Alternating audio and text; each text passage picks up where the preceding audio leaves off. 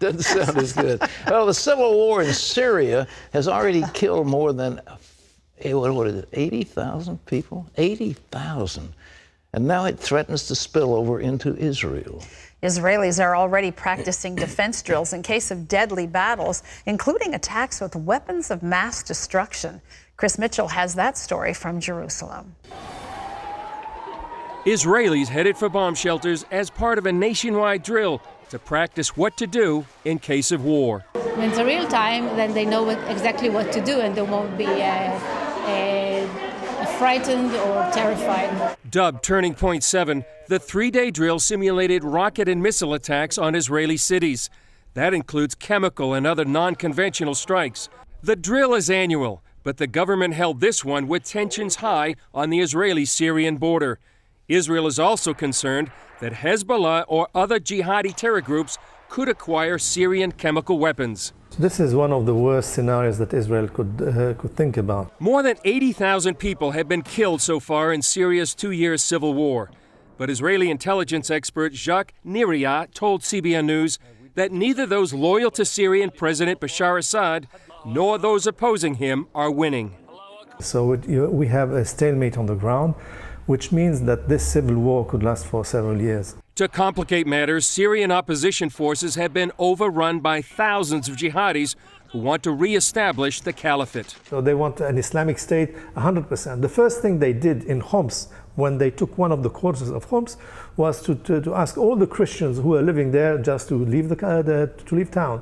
Niria says there are two possible outcomes. Assad survives and his allies Hezbollah and Iran are strengthened, or he falls and the jihadis take over. One alternative is a nightmare. The second one is a worse nightmare.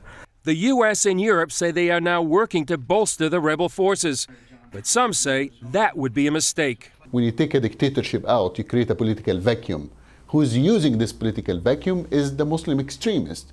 And that's the scenario that we saw happening in Egypt and Yemen and Tunis and so on and so forth. The same scenario will take place in Syria, and this will be a much bigger mistake. Israeli officials say they'll stay out of the conflict unless they need to defend their citizens. And Israeli Prime Minister Netanyahu warned that Israel will continue its efforts to stop Syria from transferring weapons to Hezbollah. Despite all the talk of war, many Israelis say they're not concerned. Israel is a really strong country and we can beat everyone. I'm afraid. I don't want to be the war. I'm not afraid yet, but I'm not happy about it. Really not happy about it because we understand that it's very dangerous. Still, while most Israelis are hoping for the calm to continue, they know they must prepare for war. Chris Mitchell, CBN News, Jerusalem. It's a confused mess, and it's a thing the United States should stay out of. The rebels are now fighting among themselves. The Kurds don't like the jihadis who want to establish an Islamic State. So there are various, the Shias and the Sunnis fight each other. The reigning party are the Alawites. It's a small sect of the, I guess, Sunnis. But in any event, the Alawites have held control and they've held in check the Muslim Brotherhood and other extremist groups. But this thing is coming apart. But which side do we go in on? And the question is, you help one side win and then you wish you'd never done it.